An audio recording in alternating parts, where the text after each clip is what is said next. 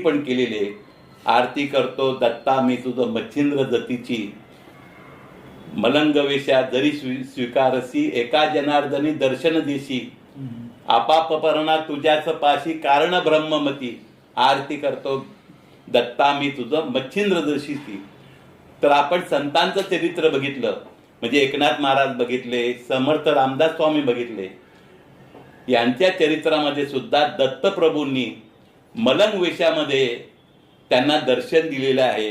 अशा या कथा आपल्याला त्यांच्या चरित्रामध्ये वाचायला मिळतात.